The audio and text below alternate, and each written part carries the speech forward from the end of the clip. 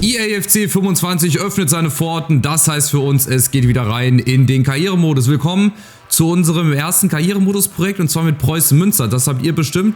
Der Großteil der Leute wollte gerne mit Preußen Münster eine Karriere sehen. Finde ich auch ziemlich cool. Drittliga-Aufsteiger in die zweite Liga. Das heißt, wir haben da große Herausforderungen. Wir können das Jugend-Scouting-Netzwerk zum Beispiel nutzen und viele weitere Neuerungen. Die werde ich euch in diesem Video mal zeigen. Wir schauen uns das gemeinsam mal an. Lasst also daher gerne schon mal einen Daumen nach oben da, ein kostenloses Abo, denn in naher Zukunft, ich denke nächste Woche werde ich schon damit anfangen, werden die ersten Talente-Videos hochgeladen. Ja, so wie letzte Saison möchte ich euch gerne zum Release vom neuen EAFC 25 gleich mal die besten Talente vorstellen für euren Karrieremodus. Nicht immer ganz günstig, aber auf jeden Fall ein hohes Potenzial. Ich habe mir da schon ein paar Leute rausgesucht, von daher lasst da auf jeden Fall schon mal gerne ein kostenloses Abo da. Oder wenn ihr Preußen Münster Fan seid und euch auf diese Karriere freut, genauso wie ich. Wir starten jetzt aber mal rein. Ich habe nochmal meinen Namen und meinen Trainer erstellt. Da musstet ihr ja nicht mit dabei sein. Das ist also unser Stadion. Klein, aber fein. Ich würde es mir natürlich wünschen, wie im Manager damals, dass man das Stadion auch ein bisschen ausbauen kann. Aber es gab doch ein paar Änderungen hier. Wie gesagt, gerade das Scouting-Netzwerk, da hat sich einiges verändert. Ich werde jetzt hier am Anfang gerade noch mal ein bisschen schauen, dass ich noch mehr ein paar Änderungen vornehme. Ultimativ Jugendturnier Spieldauer. Ja, das hat auch mit dem Rush-Modus zu tun. Das ist ja auch ein neuer Spielmodus, der sich jetzt hier wiederfindet. So, Gameplay-Typ. Machen wir einfach mal klassisch. Mit diesem Hauptschalter kannst du die Gameplay-Einstellungen anpassen, um dein gewünschtes Spielerlebnis zu erhalten. Klassisch, das klassische FC-Spielerlebnis mit hoher Intensität. Oder Simulation, ein langsameres Spielerlebnis im Simulationsstil, das stärker einem Live-Fußballspiel ähnelt. Ich würde jetzt einfach mal auf klassisch lassen, weil nicht, dass ich da irgendwas verändere. So wie letztes Jahr am Anfang mit der Eintracht-Karriere, da hatte ich die Regler oder da waren die Regler irgendwie auf 0 gestellt beim Gegner. Da hatte ich mich noch gewundert, warum gewinne ich so leicht gegen Darmstadt? Man konnte nämlich jetzt auch hier irgendwie einstellen, dass man nicht gleich entlassen werden kann. Ich weiß gar nicht, wo das geht. Wir werden uns da noch irgendwie reinfuchsen. Hier ist auch nichts weiter, was ich verändern muss. Dann gehen wir direkt auf Weiter. Und dann bin ich sehr gespannt. Also die zweite Liga, gerade mit Preußen Münster, da ist man quasi gezwungen, mit Jugendspielern zu arbeiten oder auf dem Transfermarkt zu gucken, wen kannst du verpflichten. Da gibt es natürlich diese Standardtalente, die du wieder mal machen kannst. Ich habe schon gerade mal eine Karriere gestartet, um halt ein bisschen was auszuprobieren. Aber das werde ich jetzt überschreiben. Ihr seht, grafisch ist das alles ein bisschen anders aufgebaut. Da kommt er, der neue Trainer. Wollt ihr mich mal kurz angucken? Na hier, guckt euch das an. Der neue Trainer HSPP ist dazu bereit, Preußen Münster im Sturm zu übernehmen. Und ihr seht auch der Modus hier oder beziehungsweise die Grafik hier, das Menü hat sich auch ein bisschen verändert. Wir haben jetzt rechts so ein Social Media Feed. Also wenn wir einen Spieler verpflichten, wird wahrscheinlich auch öfter mal hier Fabrizio Romano zu sehen sein. Auch ganz geil hier bei Preußen Münster. Freuen Sie sich, Stefan HSPP als unseren neuen Trainer begrüßen zu können. Da kriege ich schon mal ein Herz von Akabe Saim, der Devin Campos und auch Sandro Zanotti, was immer die auch hier in Preußen Münster zu tun haben, sind nicht so ganz begeistert. Hat aber schon 5000 Likes, 94 Kommentare. Also es wird sehr heiß auf jeden Fall. Finde ich eine coole Neuerung, muss ich ganz ehrlich sagen. Und wie gesagt, das Transferfenster. Da bin ich auch sehr gespannt. Jetzt gehe ich erstmal hier in den Posteingang. Ich werde mich im ersten Part so ein bisschen im Menü aufhalten. Also wenn ihr Spiele sehen wollt, müsst ihr im nächsten Part wieder reinschauen. Da starten wir dann in die Saison rein. Aber jetzt im ersten Part will ich mich so ein bisschen dran gewöhnen. Ich will euch die neuen taktischen Ausrichtungen zeigen. Da hat es nämlich auch ein paar Veränderungen gegeben, so ähnlich wie im Fußballmanager. Da kann man dann mit Ball einstellen, wie man mit Ball stehen will, wie man ohne Ball stehen will. Also völlig verrücktes Zeug. So, Jugendakademie, Münster Vorstand. Die Ziele, die haben sich erstmal nicht so sehr verändert. Die haben wir schon mal den ersten Scout. Markus Schröder. Der Markus. So, Münster Vorstand. Da gucken wir auch gleich nochmal rein in die Ziele. Jetzt gehe ich aber erstmal in die Jugendakademie rein. Hat sich auch nicht viel verändert. Da sind vielleicht schon die ersten Talente mit dabei, weil wenn ich mir das hier so angucke, gibt jetzt zum Beispiel auch 14-Jährige, die man verpflichten kann. Die würden dann in diesem Rush-Modus spielen. Diese Jugendturniere und würden dann da besser werden. Ich gucke gerade mal so auf den ersten Blick, wer der einzig gute Felix Osorio, 17 Jahre alt. Ich lasse die aber mal hier jetzt alle drinne. Ich gucke mal, wie die sich entwickeln. Dann schauen wir gleich mal zu den Zielen. Was müssen wir denn erreichen? Nachwuchsentwicklung. Verpflichte 4 Spieler in der Jugendakademie für folgende Positionen. Ja, Torwart, Verteidiger, Mittelfeld, Stürmer. Okay. Das könnte wir theoretisch hinkriegen. Dann auf langfristig gesehen, verpflichte innerhalb von 2 Saisons einen Jugendspieler für die Profimannschaft. Setze sie in 10 Partien als Startspieler oder als Einwechselspieler ein. Gut, das würden wir auch, denke ich, hinkriegen. Markenpräsenz, erreiche 10 Spiele ohne Niederlage, das wäre super. Also wenn ich 10 Spiele ohne Niederlage hinbekommen würde, wäre das schon der halbe Klassenhalt. Und bei Finanzen beendet die Saison mit einem Gewinn von 10,8 Millionen. Heißt auch, wir müssten theoretisch Spieler verkaufen, nicht so teure Spieler holen. Das heißt unter anderem, ja, Jugendscout ist hier das große Ziel oder das große Stichwort bei uns. So, DFB-Pokal sollen wir das Achtelfinale erreichen und in der zweiten Bundesliga sollen wir einen Mittelfeldplatz belegen. Okay, das finde ich schon ein bisschen hart für einen Aufsteiger, aber anscheinend werden wir sehr gut gesehen. Erfolg Continental haben wir noch nicht. Wir sind noch nicht im internationalen Geschäft mit dabei. So weit sind wir noch nicht. So, Scouting-Netzwerk. Bau ein Scouting-Netzwerk auf. Ja, wieder wie immer 6 Stück, die man verpflichten kann. Und das ist jetzt aber neu, Weltkarte. Da bin ich sehr, sehr gespannt. Da gucken wir jetzt gleich mal vorbei. Hier haben wir schon mal die ersten Spieler gescoutet, die wir eventuell verpflichten können. Ich habe ja gesagt, ich hätte gerne ein paar Spieler vom MSV Duisburg, so wie Daniel Ginczek zum Beispiel, aber Duisburg gibt es hier nicht. Duisburg ist abgestiegen, warum auch immer. Versager sind in der 4. Liga, von daher kann ich mir von denen leider niemanden holen. Aber wir haben zum Beispiel Alemannia Aachen zurück nach langer, langer Zeit. Da werde ich mich dann mal ein bisschen genauer hier offscreen ransetzen. Jetzt so im Part hier, das ist mir ein bisschen zu hektisch. Ich möchte die Neuerungen euch zeigen mit den Spielern. Da kann ich mich offscreen beschäftigen. Ihr könnt natürlich auch gerne Spieler unten reinschreiben für Preußen Münster, wenn ihr irgendwelche Ideen habt und Spielervorschläge habt. Wir gucken jetzt gerade mal, wie viel Geld ich zur Verfügung habe, dass ihr auch ein bisschen Bescheid wisst. Also Transfers, wo ist denn das jetzt? Ich muss das jetzt erstmal wieder hier finden. Die Akademie, das ist jetzt neu, Jugendmannschaft, da ist zum Beispiel in 60 Tagen, oder es läuft jetzt quasi ein Jugendturnier, so verstehe ich das. Nächstes Spiel wäre gegen die Hertha. Jugendscouts, Niklas Krämer wäre verfügbar. Ist das denn hier? Genau, das ist das, wo ich jetzt hin möchte. Genau, Niklas Krämer. Den schicken wir jetzt erstmal auf die Weltreise. Ihr seht Südamerika, Nordamerika. Ganz besonders geil ist das halt in Ozeanien. Da bin ich sehr, sehr gespannt. Da gibt es zum Beispiel neben Australien und Neuseeland gibt es jetzt zum Beispiel Papua-Neuguinea, Fidschi, Salomoninseln, Vanuatu, Tonga. Also das ist schon ziemlich krass. Und überlegt mal, wie geil wäre das, wenn wir so einen Starspieler einfach aus den oder von den Fidschi-Inseln bekommen würden. Oder aus Papua-Neuguinea. Das ist halt ziemlich cool. Und das möchte ich jetzt eigentlich gerade zu Beginn mal machen. Wir schicken mal unseren ersten Scout, schicken wir rein nach Ozeanien. Und zwar gleich auf die Fidschi-Inseln. Und gleich auch mal, wobei wir machen erstmal für 3 Monate, wir gehen es erstmal ein bisschen lockerer an. Detaillierte Suche, lege dich fest. Dazu hätte ich erstmal wahrscheinlich gucken müssen, was ich brauche. Hier kann ich jetzt nämlich die genaue Position auswählen. Innenverteidiger, Profi, Absicherung, tiefstehender Motor. Das sind halt diese neuen Beschreibungen, die es hier gibt. Ich mache jetzt einfach erstmal einen Stürmer. So, weiter. Stürmer. Was für ein Stürmer? Anspielstation, falsche 9, Knipser-Profi. Ich kann auch überspringen und die Mission starten. Möchtest du in diesem Land wirklich ein Scouting-Netzwerk aufbauen? Auf jeden Fall. Ihr werdet sehen, wir werden die geilsten Jugendspieler wahrscheinlich kriegen. Ich probiere das erstmal mit Fidschi. Ich gucke jetzt erstmal generell in die Mannschaft rein. Wobei ich auch jetzt erstmal gucken wollte, wie viel Geld ich zur Verfügung habe. Also ihr seht, wir haben ungefähr 3 Millionen Dollar. Warum habe ich nicht Euro eingestellt? Naja, Fail. Also 3 Millionen Dollar. Ich glaube, ich werde das nochmal verändern. Ich werde das zum nächsten Part nochmal neu starten und dann steht auch Euro, dass wir das ganz offiziell haben. So, jetzt aber erstmal der Dollar. Jetzt gehen wir rein ins Teammanagement. Da hat sich auch nicht viel verändert. Da können wir uns nämlich jetzt auch eine Taktikvoreinstellung überlegen. Aber vorher würde ich gerne mal meine Mannschaft sehen. Also bevor ich hier irgendwie einen Coach verpflichte, würde ich gerne mal in die Mannschaft reingehen und zwar ins Teammanagement. Gehen wir rein, da hat sich auch nichts verändert. Bissigkeit, Fitness und Moral. Muss man erstmal wieder alles kennenlernen. Ne? So, also so sieht es jetzt aus. Das hat sich auch ein bisschen grafisch verändert. Was halt auch ziemlich geil ist, wir haben 9 Reservespieler, also Auswechselspieler. Wir können 9 Spieler auf die Bank tun. Seit neuestem, also von 6 oder ehemals 5, glaube ich, auf 9. Ist schon ziemlich geil. Also, wie sieht denn unsere erste 11 aus? Wir haben im Tor Schenk.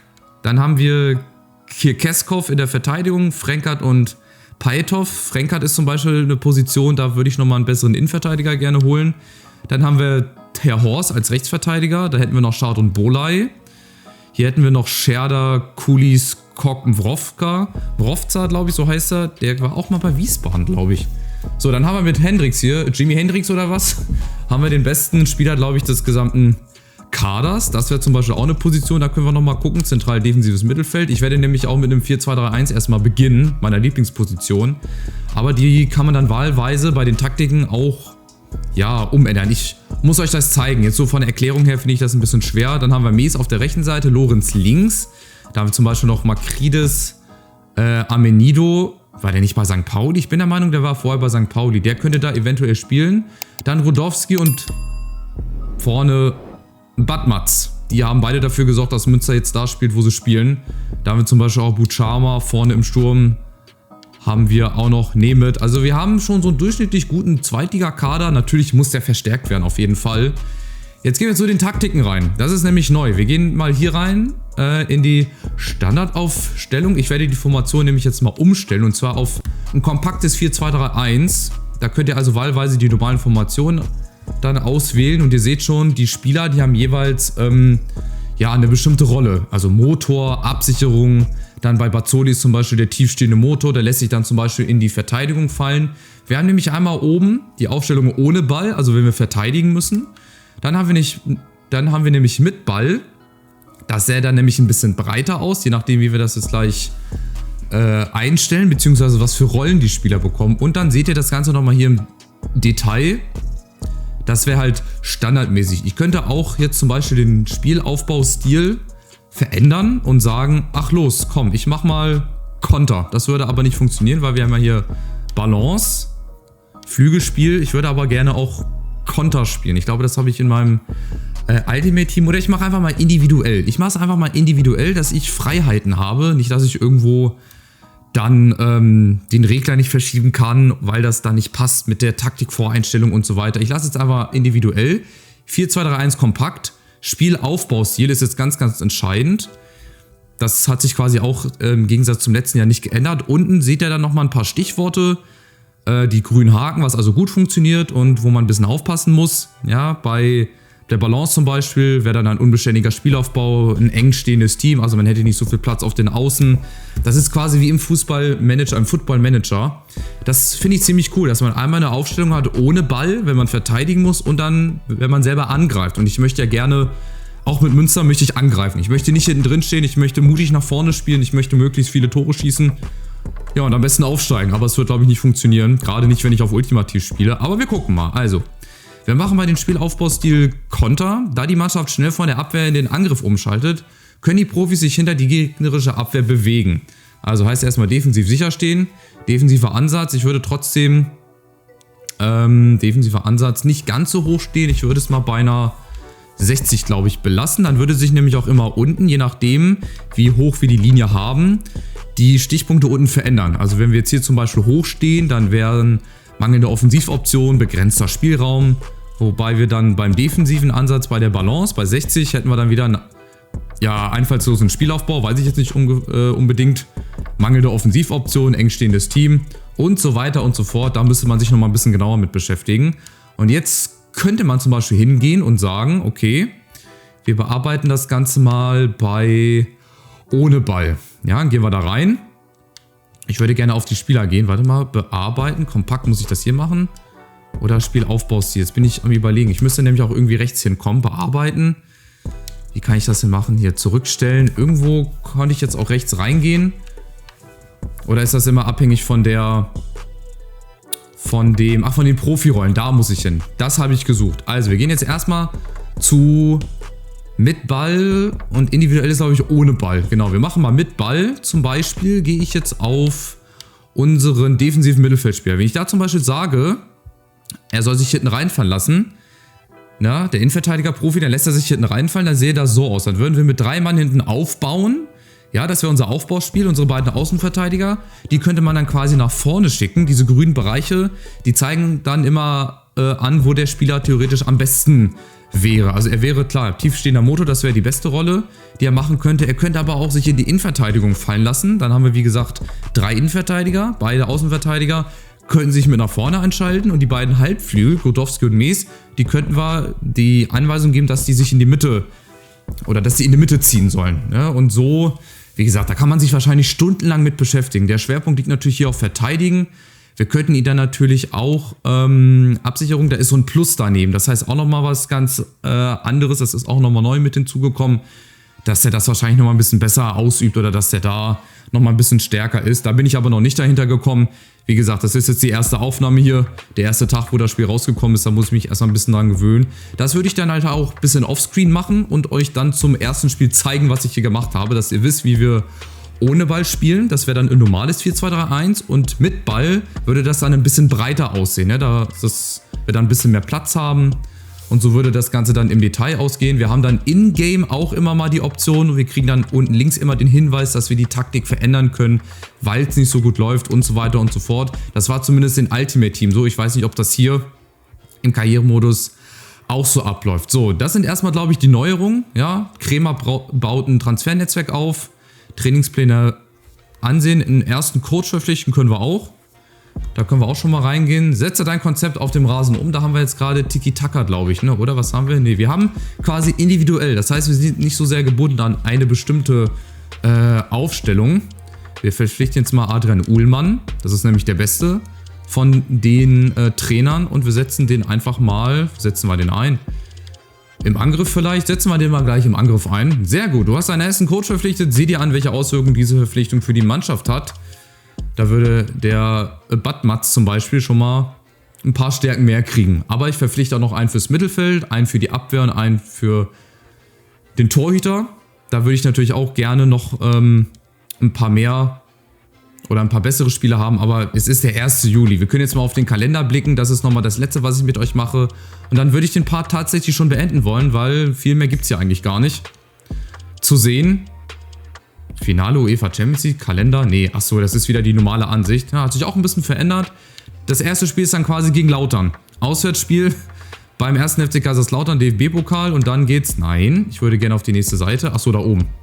Geht's dann los mit dem Auswärtsspiel beim SV Darmstadt 98. Dann haben wir Magdeburg, Regensburg auswärts, sie sind auch wieder aufgestiegen. Schalke 04, dann als Heimspiel und so weiter und so fort, da hat sich also auch nicht viel verändert.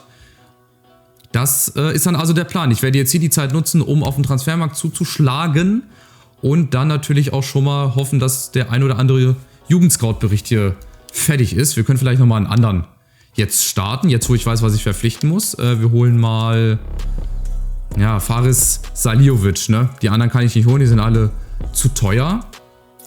So, der ist jetzt bereit und jetzt schauen wir mal. Wir können natürlich jetzt auch mal nach Nordamerika gehen. Wir sehen dann immer unten, welche Länder zur Verfügung stehen. Europa ist natürlich auch größer geworden. Ne? Da gibt es zum Beispiel auch San Marino, es gibt Gibraltar, Zypern, also wir können zum Beispiel auch einen neuen Star aus San Marino holen. Das wäre natürlich auch ziemlich geil. Dann gibt es ja auf dem Balkan auch ein paar mehr Länder, Lettland, Litauen, Moldawien, Mazedonien, Montenegro, Bosnien-Herzegowina und hast du nicht gesehen. Jetzt würde ich hier vielleicht in Mitteleuropa erstmal in Deutschland suchen, oder? Suchen wir in Deutschland, auch für 3 Monate und holen uns mal vielleicht einen Torhüter. Das wäre auch eine wichtige Position. Wir gehen zu den Torhütern. Ein Torwart-Profi machen wir erstmal, oder warte, Torwart-Libero oder beide. Wir machen einfach beide. So. Zack, auch der baut jetzt ein Scouting-Netzwerk auf. Die kommen beide am 1. Oktober zurück. Und das lassen wir jetzt erstmal. Wie gesagt, ich muss hier erstmal ein bisschen haushalten mit dem Geld. So viel Geld haben wir nicht zur Verfügung. Jetzt haben wir nur noch knapp 2 Millionen. Wir lassen das jetzt auch bei Dollar, habe ich jetzt beschlossen. Wir machen das jetzt nicht mit Euro, sonst müsste ich das nochmal machen. Wobei, ich mache das einfach nochmal. Also zum nächsten Part haben wir dann noch eine andere Währung. Ich werde mich mit den Taktiken beschäftigen und dann spule ich auch vor bis zum ersten Spiel gegen Kaiserslautern und dann geht's los. Dann geht's los mit unserem ersten Spiel. Ich bin da sehr, sehr gespannt und ich hoffe, ihr freut euch. Wie gesagt, lasst gerne einen Daumen nach oben da. Das wird unsere erste Karriere sein. Ich werde, denke ich, auch eine zweite Karriere machen. Ob ich die gleich nebenbei mache, muss ich mal gucken oder ob ich mich hier erstmal ein bisschen zurechtfinde. Und natürlich Talente-Videos und viele, viele weitere Videos, die ich wahrscheinlich hier in EAFC 25 machen werde. Ich freue mich erstmal auf euch. Lasst einen Daumen nach oben da, ein kostenloses Abo. Wir sehen uns wieder im zweiten Part. Dann noch mit dem allerersten Spiel gegen Kaiserslautern im DFB-Pokal. Wie der Kader dann aussehen wird, das werde ich euch dann zeigen, wenn wir reingehen ins Spiel. Die taktischen Formationen und so weiter und so fort. Macht's gut, bis zum nächsten Part. Ciao, ciao.